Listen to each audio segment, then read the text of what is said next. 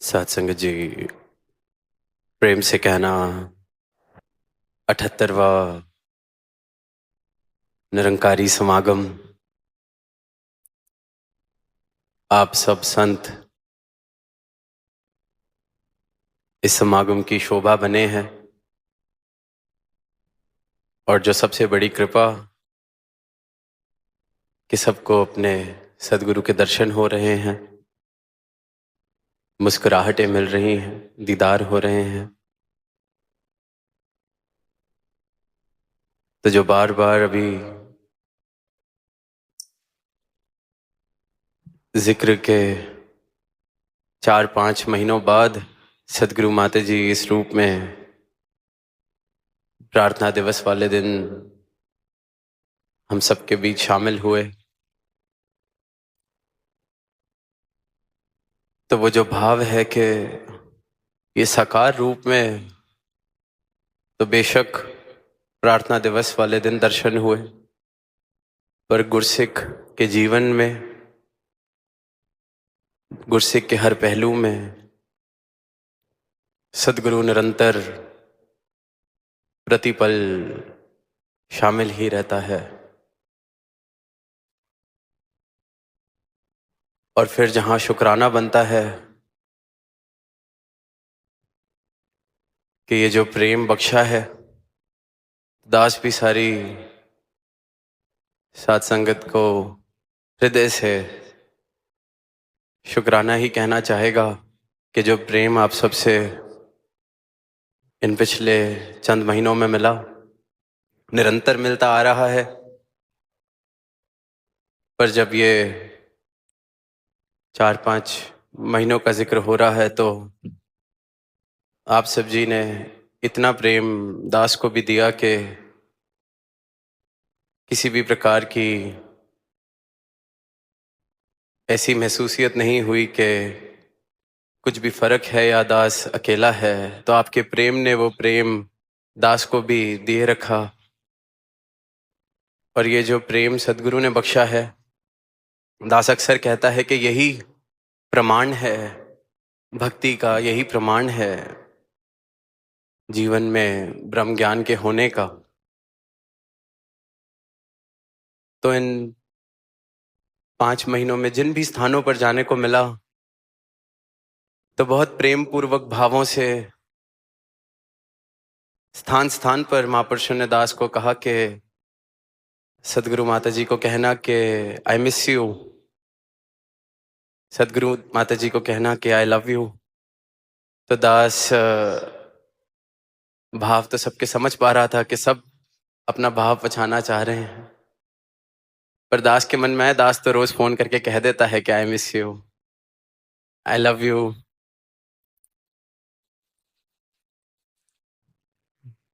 और जब भी किसी महापुरुष ने ये कहना, तो दास को यही लगता था कि चलो अपने साथ वाले के मैसेज के साथ आपका मैसेज भी दास दे देगा। और फिर जब भी कहीं से रवानगी होनी, तो प्रेम भाव से, भोले भाव से महापुरुषों ने कहना कि अगली बार सदगुरु माता जी को साथ लाना, अगली बार सदगुरु माता जी को साथ लाना। तो दास आज के दिन का ही इंतजार कर रहा था इस बात का जवाब देने के लिए, क्योंकि सबने कहा तो अब सबको उस मोमेंट में तो जवाब नहीं दिया गया। पर क्योंकि आज सारा ही परिवार शामिल है, समागम है, सदगुरु साथ बैठे हैं, तो दास ने यही कि जब सबने कहा कि अगली बार सदगुरु माता जी को साथ लाना, तो दास यही कहना चाहेगा कि लाने वाले ये हैं, ये दास को साथ लाएंगे आपके अपने, भेजने वाले भी आप सबके पास ये, और आगे आप सबके बीच अपने साथ लाने वाले भी ये। तो सदगुरु माता जी दास को साथ जरूर ले जाना।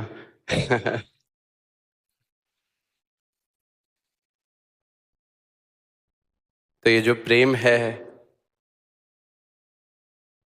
ये जो मौके हैं, ये जो पल हैं, इनकी कीमत नहीं डाली जा सकती। एक एक पल इतना कीमती, जीवन इतना कीमती।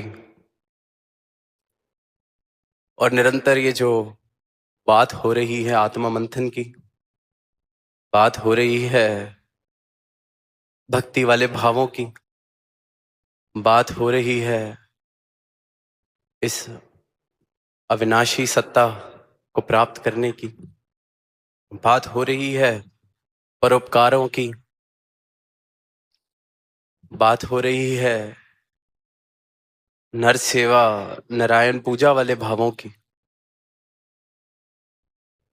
तो संत युगों युगों से यही संदेश दे रहे हैं कि ये समा जो है बहुत कीमती है, एक एक पल बहुत कीमती है, और समय रहते जिसने इसकी कदर डाल ली, समय रहते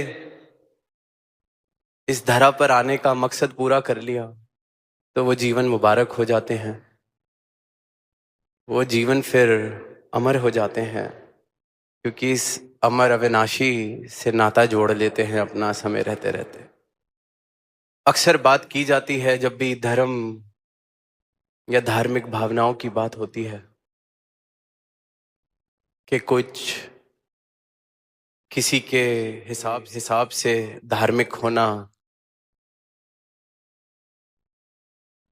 कोई विधियां करना है, किसी के मुताबिक धार्मिक होना किसी प्रकार के कपड़े पहनना है, किसी के मुताबिक धार्मिक होना कोई ग्रंथ वेद शास्त्र पढ़ना है, किसी के मुताबिक धर्म की परिभाषा ये, किसी के मुताबिक धर्म की परिभाषा वो। जैसे जैसे स्थान स्थान पर जाते हैं, संस्कृतियां देखते हैं, कल्चर्स देखते हैं, रिलीजन्स ऑफ द वर्ल्ड देखते हैं, सबके अपने अपने भाव हैं, और फिर सब कह ये देते हैं कि मंजिल तो एक ही है, जाना तो एक ही जगह है, हम ऐसे जा रहे हैं, आप ऐसे जा रहे हैं। पर आत्मा मंथन करने वाली बात यह है, जीवन के छोटे से छोटे पहलू में भी अगर देखें, जो सबका अपना अपना है,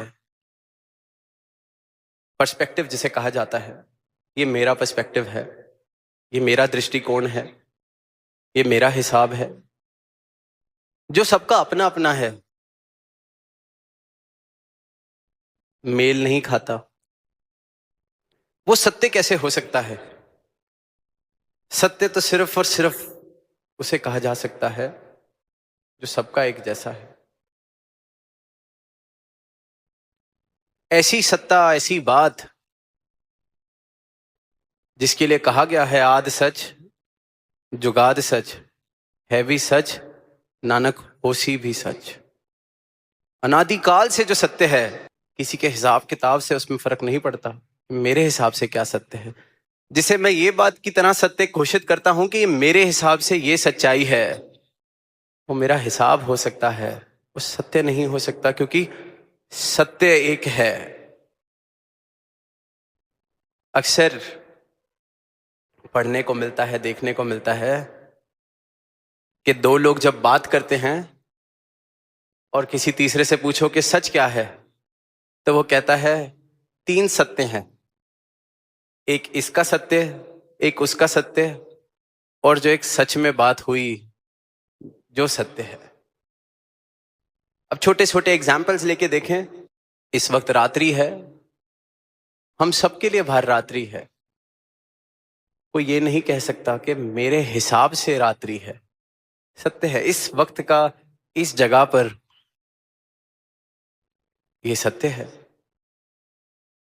अमेरिका में टाइम जोन्स की वजह से वहां का सत्य ये होगा कि वहां सूरज चढ़ चुका है। ये तो मायावी सत्यों की दास बात कर रहा है।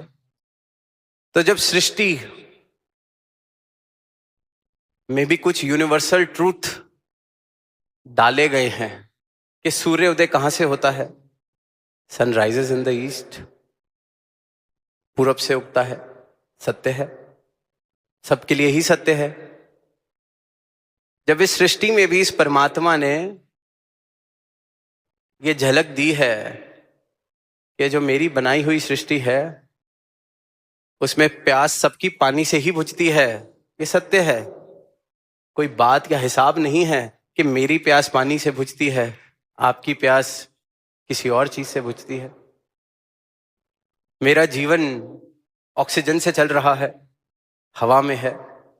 हम सबका ही जीवन हम सबके लिए सत्य है। ये संकेत दिए हैं इस परमात्मा ने कि मेरी बनाई हुई चीज सबके लिए सत्य है, एक जैसा है। तो फिर परमात्मा कैसे मेरा तेरा, मेरे हिसाब वाला तेरे हिसाब वाला हो गया? जब बनाई हुई रचनाएं, जिसे माया कहा गया है, इस प्रभु की बनाई हुई रचना कहा गया है, उसमें भी यूनिवर्सल ट्रूथ डाले हैं। तो ये नहीं कि मेरा सूरज पश्चिम से उगता है, किसी का दक्षिण से उगता है। सबके लिए सूर्य का उदय पूरब से हो रहा है, ईस्ट से। तो बनाने वाला कैसे किसी का पहाड़ में बस सकता है, किसी का गुफा में बस सकता है, किसी का मंदिर में बस सकता है, किसी का मस्जिद में बस सकता है? अलग कैसे हो गया? हिसाब कैसे बन गए? तो पहली बात तो आत्मा मंथन करने की सारी ही मानवता के लिए है कि जितनी चीजें हमने अपने हिसाब किताब से बनाई है वो परम सत्य नहीं हो सकती, क्योंकि परम सत्य जिसको भी बोध हुआ है एक ही। तभी जब कोई ग्रंथ खोलते हैं, वेद खोलते हैं, किसी भी युग में हो, किसी भी संस्कृति में हो, जहां सदगुरु ने जिस भी रूप में, जिस रूप में धरा पर आए हों, बात इस एक ही सत्य की है। भाषा कोई भी हो, समा कोई भी हो, युग कोई भी हो, universal truth. And realising this universal truth is what is called as enlightenment. Realizing this God, one formless. तो आत्मा मंथन की शुरुआत अगर करें तो ये करें कि बेशक मैं पढ़ रहा हूं, लिख रहा हूं, देख रहा हूं, सीख रहा हूं, पर जितनी चीजें मेरे हिसाब से सच हैं वो मेरे सच हो सकते हैं, मेरे जीवन को चलाने के लिए वो सच्चाइयां हो सकती हैं। पर जो परम सत्य है वो हर एक जीव के लिए सत्य है। ये परमात्मा बराबर है, सब में बराबर बस रहा है, सबके लिए बराबर बस रहा है। एक एक मानव हकदार है इसकी प्राप्ति का।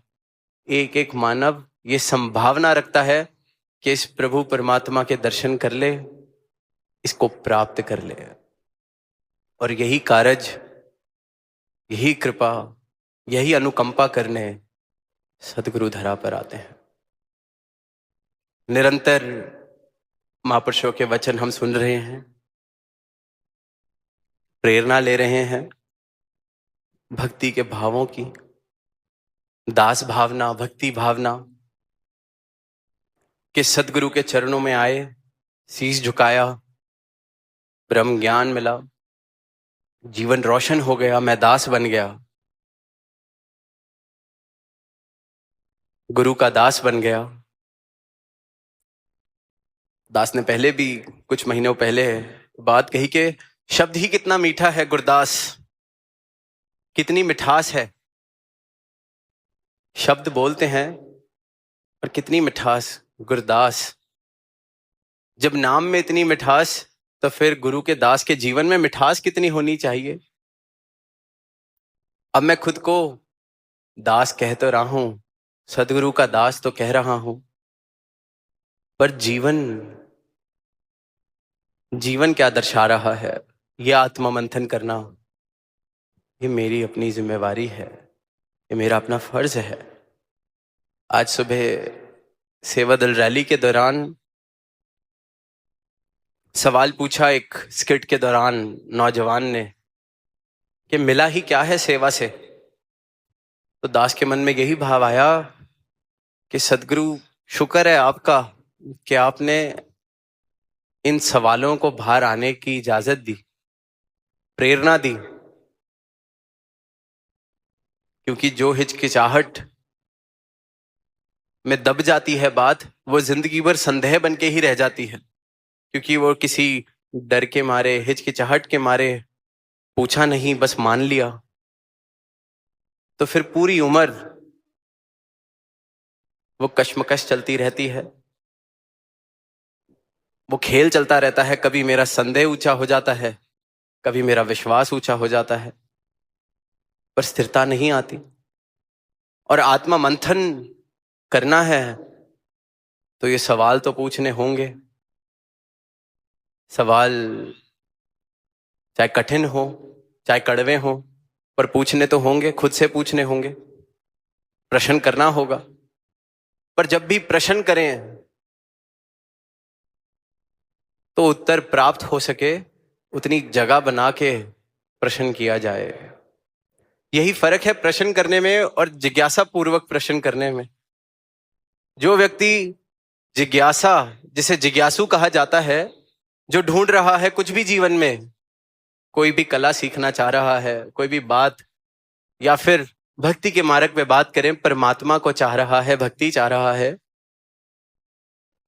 अगर वह जिज्ञासा पूर्वक मांगता है, जिज्ञासा पूर्वक पूछता है, तो इस बात का मतलब यह है कि वो मान रहा है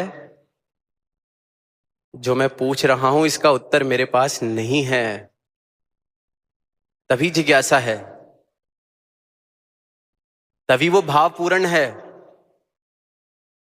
पहले अपनी अज्ञानता को एक्सेप्ट किया, स्वीकार किया कि ये जो सवाल मैं पूछ रहा हूं जिज्ञासा पूर्वक तभी हो सकता है जब मैं इस बात को मान लूं, एक्सेप्ट कर लूं कि जिस बात का जवाब ढूंढ रहा हूं वो मेरे पास नहीं है। बहुत कठिन हो जाता है जीवन में। देखिए, छोटी सी बात किसी को पूछनी बड़ी मुश्किल लगती है, क्योंकि ऐसे लगता है कि कैसा लगेगा कि मुझे इतनी सीधी सी बात नहीं आती, कैसे पूछूं।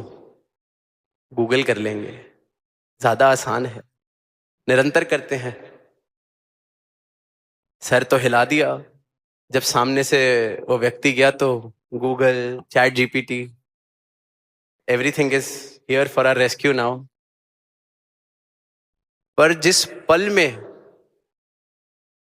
मैंने इस बात को स्वीकार किया कि इस बात का जवाब मेरे पास नहीं है, फिर पूछा, तो वो प्रश्न जिज्ञासा भरा प्रश्न हो जाता है, वो बात जिज्ञासा बन जाती है। और प्रश्न सिर्फ इसलिए पूछा कि सामने वाले को बताना है कि हमारे पास सारे ही जवाब हैं। फिर तो दुनियादारी में भी सारे प्रश्न पूछे जा रहे हैं। तो ये आत्ममंथन करना है। संतों की शरण में मैं जाता हूं, संगत में मैं जाता हूं, सदगुरु के पास मैं आता हूं, यहां समागम में मैं आया हूं, संगत में मैं जाता हूं, तो क्या खाली होके जा रहा हूं? खाली होऊंगा तो अवश्य भरूंगा।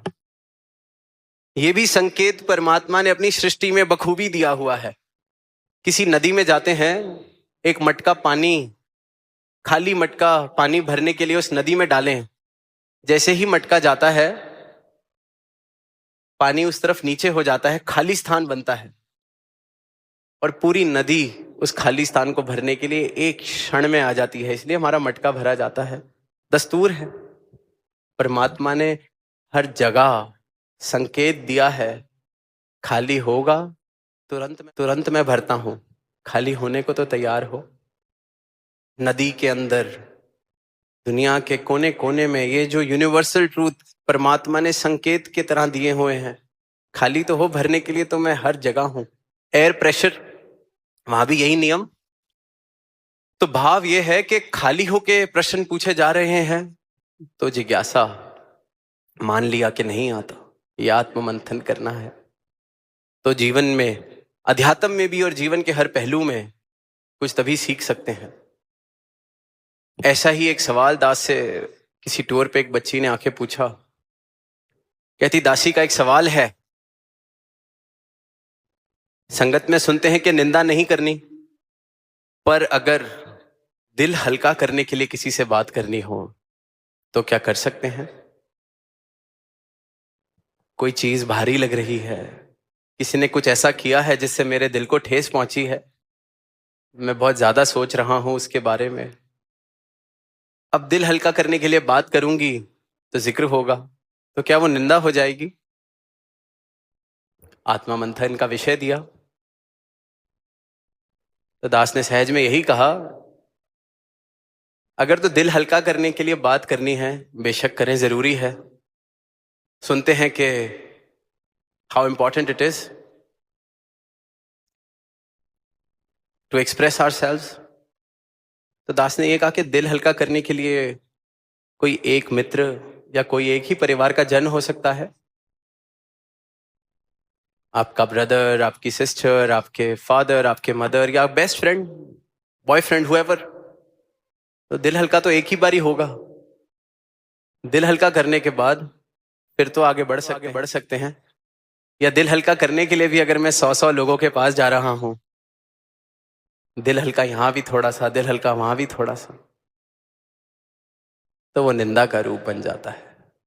अगर भाव दिल हल्का करने का है, करना है, इंसान है, पर भाव किसी को नीचा दिखाने का है कि इसकी बात मैंने इसलिए की है ताकि मैं ये दिखा सकूं कि मैं इससे बेहतर हूं, जगह जगह जाके दिल हल्का करने का लेबल लगा के अगर इस प्रकार का व्यवहार कर रहा हूं, तो वो निंदा है। ये भाव समझने वाला है, ये भाव देखने वाला है। अभी महापुरुष जिक्र कर रहे थे कि एक समागम 2-3 बारी करने को अवसर मिला, तो वो समागम मुक्ति पर्व का, जो इस वर्ष 3 स्थानों पर दास को करने का अवसर मिला। तो वहीं दूर देशों में एक भाव दास ने रखा, सारा परिवार बैठा है और एक मिसाल मुक्ति पर्व पर हम वर्षों वर्षों से सुन रहे हैं। एक मिसाल प्रधान लाभ सिंह जी की, कि एक बार प्रधान लाभ सिंह जी शहंशाह बाबा अवतार सिंह जी के साथ उनकी गाड़ी में सफर कर रहे थे, संगत जा रहे थे या जहां भी जा रहे थे। शहंशाह जी पीछे बैठे हैं, प्रधान लाभ सिंह जी को आगे वाली सीट पे बिठा रखा है और गाड़ी चलते हुए स्थान जहां जा रहे थे, गाड़ी रोकी, सड़क पे कोई और महापुरुष दिखा और प्रधान लाभ सिंह जी को कहा कि अब रास्ता ज्यादा दूर नहीं है, आप पैदल चले जाइए, इस महापुरुष को गाड़ी में अपनी जगह बिठा दीजिए। प्रधान लाभ सिंह जी ने कहा, सतवचन महाराज। उतर गए और वो महात्मा जिसे शहंशाह जी ने अपने साथ बिठाना था, उनको बिठाया और गाड़ी आगे चली गई। तो जो मिसाल सुनते हैं कि प्रधान लाभ सिंह जी को सड़क पे चलता देख पीछे से एक महापुरुष आया, एक संत आया और उसने कहा, आप मिशन के प्रधान, संत निरंकारी मंडल के प्रधान, आपको गाड़ी से उतार दिया, आप पैदल चल रहे हैं और वो आम सा सेवादार उसे साथ बैठा लिया गाड़ी में। क्या प्रधान का चलना शोभा देता है? अब जो सीखने वाली बात, जो हर साल मुक्ति पर्व पर कोई ना कोई जिसका जिक्र करता है, वो ये कि प्रधान लाभ सिंह जी ने जवाब दिया कि तू खुद तो डूबेगा और मुझे भी डुबाएगा। तेरे ये जो भाव हैं, तू खुद तो डूबेगा और मुझे भी डुबाएगा। वो सदगुरु हैं, वो जो कर रहे हैं हमारे लिए भला है। मिसाल हम सुन रहे हैं, सुना रहे हैं। अब आत्म मंथन करने का विषय क्या है? मैं किस श्रेणी में हूं? प्रधान लाभ सिंह जी वाली, या वो जो महापुरुष जो इंतजार कर रहा था कि ये गाड़ी से उतरे और मैं उनके मन में ये भाव डालूं, आपको उतार दिया? मेरी श्रेणी क्या है? जब मेरे पास आके कोई मुझे ये कहता है, आपको पीछे बिठा दिया, अनथक सेवादार हैं आप, भक्त हैं आप, आपको पीछे बिठा दिया, मेरी अवस्था क्या है उस वक्त? क्या ये चेतनता, क्या ये भाव आता है कि महापुरुषों आप खुद तो डूबोगे, मुझे भी डुबाओगे? या मैं भी कह देता हूं, बात तो ठीक है, बात तो बिल्कुल ठीक है। आज संगत में वो एग्जाम्पल दिया कि थड़ा बना दो, थड़ा तोड़ दो, तो गाड़ी हटाने को ही जरा कह दिया। क्या मेरी गाड़ी को ही हटाने को कह दे तो मेरे साथ चलने वाला ये कह देता है, अरे आपकी गाड़ी को नहीं पहचाना, आपकी गाड़ी हटाने को कह दी? मेरी अवस्था क्या है? क्या मैं उस पल में जवाब दे पाता हूं कि महाराज मुझे बख्शो, आप तो डूबोगे, मुझे भी डुबाओगे? मेरी अवस्था क्या है? आत्मा मंथन इस बात का करना है, इस बात का होना है। पास नहीं मिला, एक ही पास मिला, साथ वाले को 10 पास दिए हैं। मैंने किसके साथ अपने आप को घेरा हुआ है जो ये सवाल पूछने के लिए हमेशा मेरे आसपास घूमते रहते हैं? किस श्रेणी का संत मैं अपने साथ लेके चल रहा हूं जो वेट कर रहा है? पास नहीं मिला, आपको नहीं जानते, आप तो परिवार हैं, आप तो अंथक सेवादार हैं, आप तो गुरु के परिवार से हैं, आप तो जोनल इंचार्ज हैं, आप तो फलानी कमेटी के मेंबर हैं। मैंने किससे अपने आप को घेरा हुआ है? ये आत्मा मंथन मुझे करना है।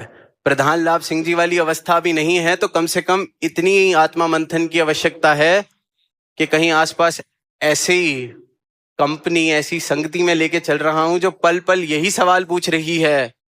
आपको नहीं जानते,